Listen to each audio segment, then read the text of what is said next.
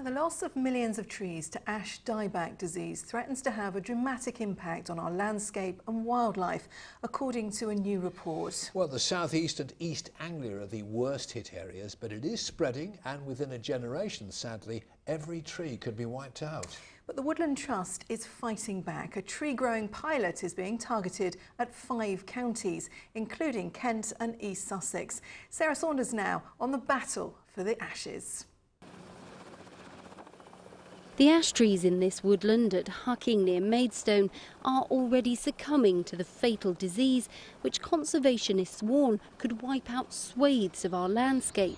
Chalara, the ash dieback fungus, is attacking saplings first. You can see a really healthy live one there, but feet away, just a dead one there, another dead one over there. Probably 80% of the trees you see around here will have the disease over the next 5 years. There is so much of it around.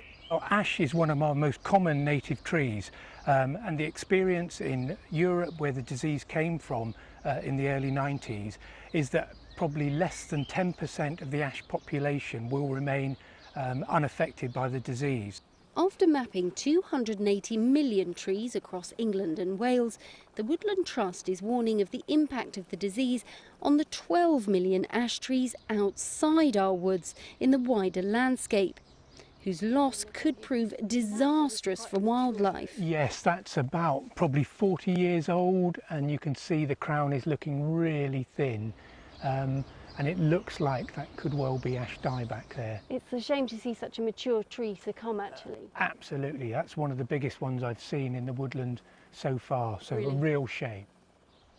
Ash trees were first reported dying in large numbers in Poland in 1992, and ash dieback was first confirmed in the UK at a nursery in Buckinghamshire in February 2012.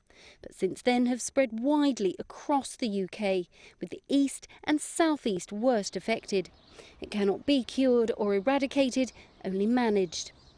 When a ban on the movement of trees in the UK was put in place, this nursery near Wye had to destroy their entire ash tree stock. At that time we had around about 6,500 ash in different varieties on site. As it was a long-term solution we needed, that we would actually destroy the whole of our crop. Conservationists say that ash dieback could claim 70 or 80 million of the trees, and in response the Woodland Trust has come up with a disease recovery plan. The Woodland Trust will provide 1,000 subsidised recovery packs of trees, a mix of 5 native species that can be planted in hedgerows, verges and along field edges in the counties that have been worst affected.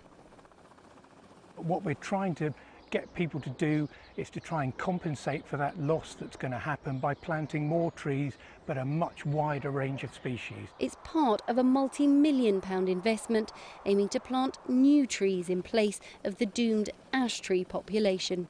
Sarah Saunders, ITV News, Hucking.